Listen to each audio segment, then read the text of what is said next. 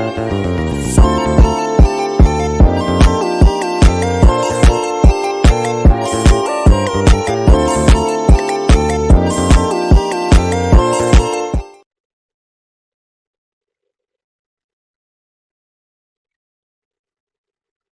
teman-teman semua, perkenalkan nama saya Donalius, NPM 2142145. Saya adalah mahasiswa semester 7, Prodi Informatika dari Universitas Widya Dharma Pontianak. Pada video kali ini saya ingin menjelaskan tentang pengamatan record, insert, dan delete dengan metode prime dan overflow data area. Video ini saya buat untuk memenuhi tugas mata kuliah sistem berkas dan bagi teman-teman semua yang sedang atau ingin mempelajari tentang organisasi berkas indeks sekuensial secara terkhusus metode prime dan overflow data area. Baiklah, langsung saja pada pembahasannya. Organisasi berkas indeks sekuensial yaitu adalah metode pengorganisasian file di mana data disusun secara berurutan berdasarkan kunci utama atau primary key dan dilengkapi dengan file index untuk mempercepat pencarian. Indeks berfungsi sebagai panduan atau peta yang menunjuk ke lokasi fisik data di berkas utama, memungkinkan akses langsung. Selain itu, metode ini menggunakan overflow area untuk menangani data tambahan jika kapasitas utama penuh atau saat terjadi koalisi. Berkas indeks sekuensial merupakan kombinasi antara organisasi berkas sekuensial atau untuk menyimpan data yang diurutkan dan organisasi berkas relatif atau untuk akses data secara cepat melalui indeks. Contoh penggunaannya pada database transaksi, misalnya menyimpan data pelanggan di bank, di mana data diakses secara sekuensial dan langsung. Pengertian, pengamatan record dengan metode prime dan overflow data area adalah salah satu teknik dalam pengelolaan file untuk menyimpan dan mengakses data secara efisien. Teknik ini banyak digunakan dalam database dan sistem file. Metode ini melibatkan dua bagian utama, yaitu yang pertama, prime area, area utama di mana data utama disimpan.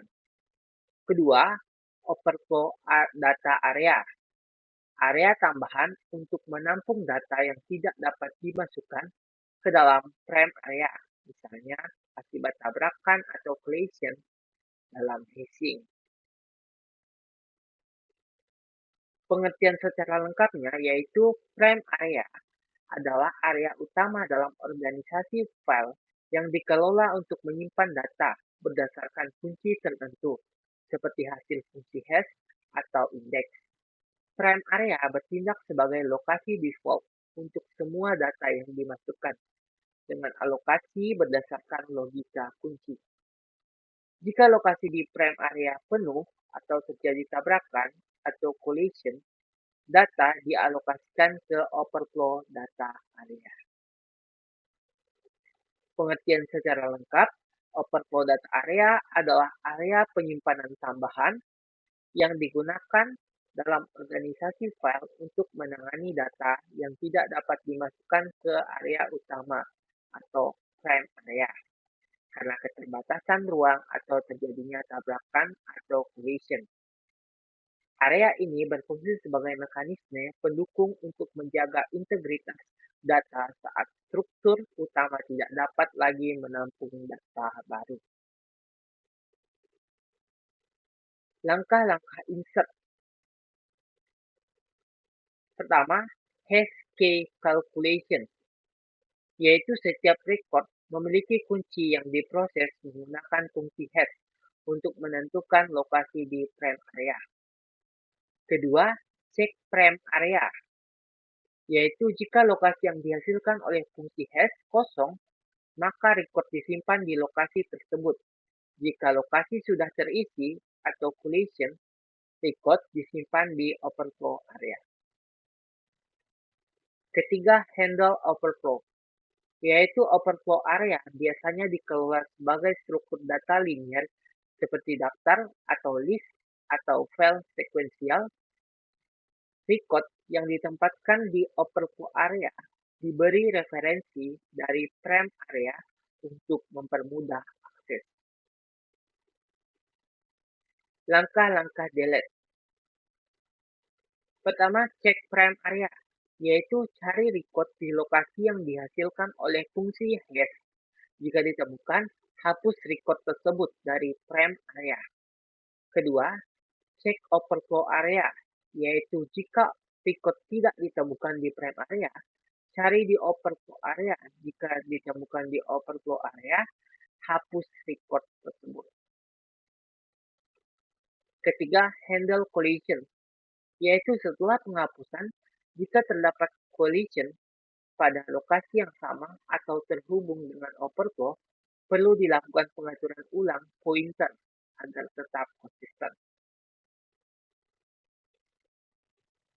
Kelebihan dan kekurangan dari metode frame dan overflow data area. Kelebihan yang pertama, meminimalkan jumlah tabrakan atau collision. Kedua, efisien untuk dataset besar dengan banyak key unik. Kekurangannya, yang pertama membutuhkan overflow area tambahan. Yang kedua, penghapusan memerlukan pemrosesan tambahan untuk menangani pointer. Baiklah, saya akan langsung mencontohkan, yaitu insert dan delete pada metode frame dan overflow data area.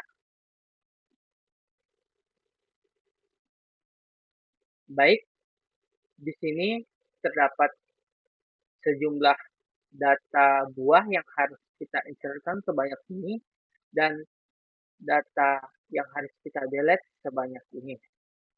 Pada pendekatan frame dan overflow data area ini, contoh yang saya berikan itu terdapat 4 blok, yaitu blok pertama, kedua, dan ketiga itu adalah frame area, sedangkan blok keempat itu adalah overflow area.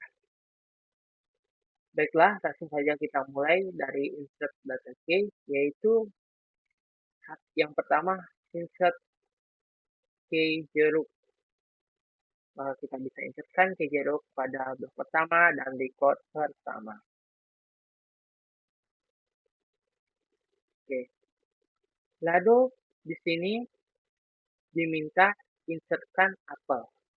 Nah, insert ini itu bisa disesuaikan dengan sesuai abjad, yaitu berarti apel ini berada sebelum jeruk. Maka jeruk harus berpindah ke blok pertama dan record kedua, dan apel bisa diinsertkan ke blok pertama dan record pertama.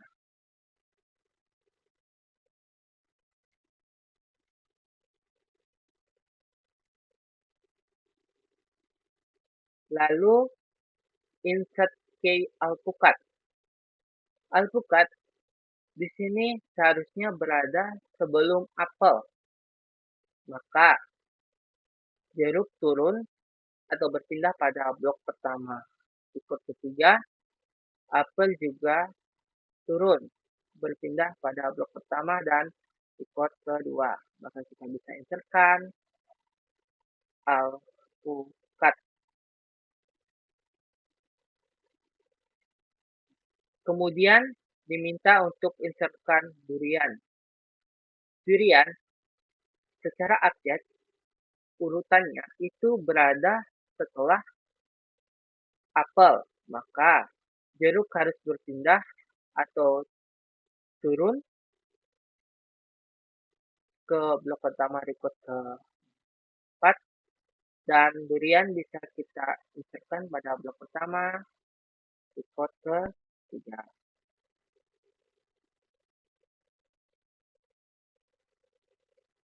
Oke, insert ke selanjutnya yaitu insert C belimbing. Belimbing seharusnya itu berada setelah apel. Maka K jeruk itu harus berpindah ke overflow area. Durian berpindah ke blok pertama record keempat. Maka kita bisa insertkan K belimbing.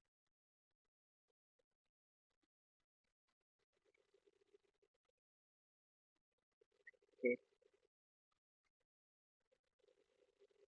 Tidak lupa juga pada K durian harus mencatat overflow pointer yang mengarah kepada K jeruk. Maka di sini mencatat yang pertama blok keempat record pertama yaitu 4.1.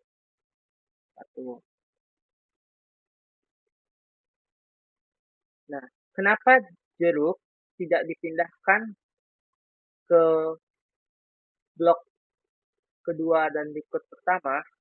Itu karena sebelumnya dia berada pada blok pertama. Jadi dia tidak bisa langsung ke blok kedua, melainkan harus dipindahkan ke overflow area. Lalu di sini insert K kelapa. Pada frame area, kelapa itu seharusnya berada setelah durian. Maka kelapa bisa diinsertkan pada blok kedua dan record pertama.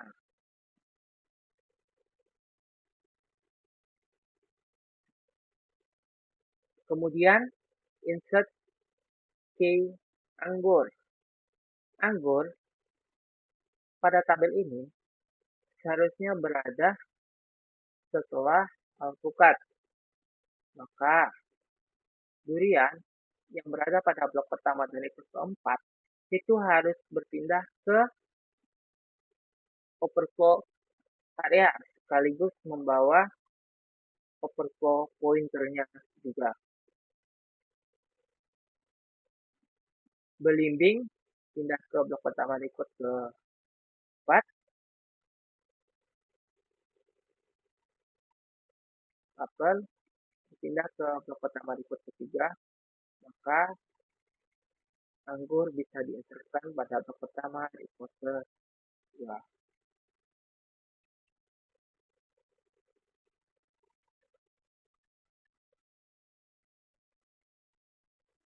Pada K belimbing harus mencatat pointer overflow-nya yaitu K dari durian.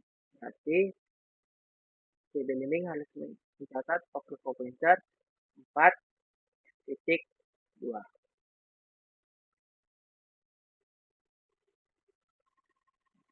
Kemudian kita diminta untuk menginsertkan mangga. Mangga pada frame area itu berada setelah kelapa. Maka kita bisa langsung menginsertkannya pada blok kedua dan record kedua.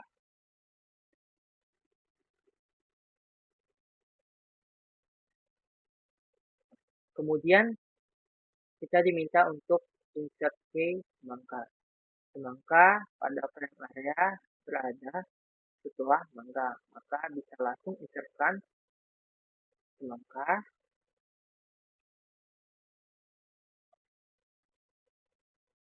pada blok kedua dan record ketiga. Selalu di sini diminta insertkan K leci. Leci seharusnya berada setelah kelapa. Maka semangka itu pindah ke blok kedua di keempat. Mangga pindah ke blok kedua di ketiga. Maka leci kita bisa insertkan pada blok kedua record kedua.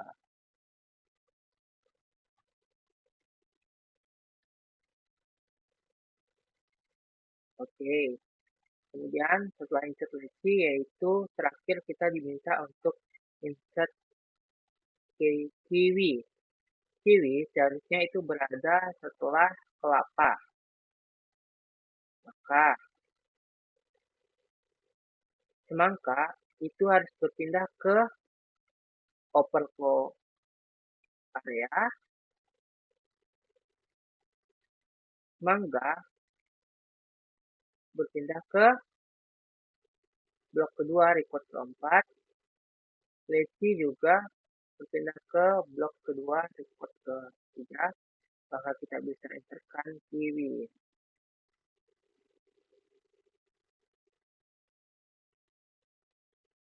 Pada key mangga, itu harus mencatat overflow pointer dari semangka, yaitu berada pada blok keempat, ikut ke 3, yaitu 4.3. Nah, semua data dari key buah sudah kita insertkan. Pembacaan secara sekuensialnya itu dimulai dari alpukat, anggur, apel, belimbing. Nah, pada belimbing ini terdapat overflow pointer, yaitu 4.2. 4.2 ini adalah key durian. Nah, kemudian dari durian ini juga ternyata memiliki overflow pointer, yaitu 4.1. Yaitu key jeruk. Nah, pada jeruk ini tidak terdapat pointer, maka baca lagi pada prime area. Mulai dari kelapa, kiwi, leci, mangga. Nah, pada mangga ini terdapat overflow pointer. Overflow pointer 4.3, yaitu key semangka. Pembacaannya secara sekuensial seperti itu. Karena dia berurutan sesuai cat. Lalu kita akan delete key sebanyak ini. Kita mulai dengan delete key pertama, yaitu semangka. Semangka itu berada pada blok keempat berikut ke-3. Maka semangka bisa dihapus dan key mangga yang mencatat overflow pointer semangka juga harus.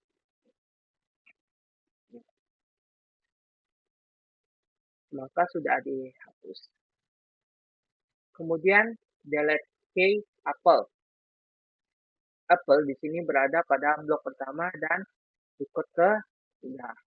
Maka saat apel di delete, pada record ketiga ini masih terdapat kosong, sehingga belimbing bisa pindah ke blok pertama dan record ketiga atau naik.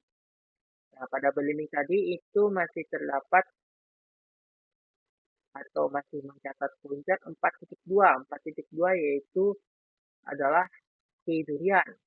Dan pada blok pertama ini juga masih terdapat satu record yang kosong, yaitu record keempat. Maka pointer ini dihapus dan durian bisa berpindah ke blok pertama dan record keempat. Sekaligus juga membawa overflow pointernya. Oke. Apel sudah di delete. Kemudian delete key durian. Durian di sini berada pada blok pertama dan record ke-4. Durian di delete. Nah, durian ini itu memiliki overflow pointer, yaitu key jeruk. Pada blok pertama ini masih setelah durian dihapus itu masih terdapat satu record yang kosong. Maka pointer ini bisa dihapus dan jeruk bisa berpindah atau naik ke blok pertama dan record keempat. Kemudian delete alpukat. Alpukat di sini berada pada blok pertama dan record ke pertama. Maka alpukat di delete. Nah, record pertama ini kosong, sehingga anggur bisa naik atau berpindah dari record kedua ke record pertama. Belimbing juga naik, jeruk juga naik. Nah, pada blok pertama ini masih terdapat satu record yang kosong, yaitu record keempat. Sehingga sesuai aturannya delete, kelapa yang berada pada blok kedua record pertama ini bisa pindah ke blok pertama, ikut ke empat atau naik.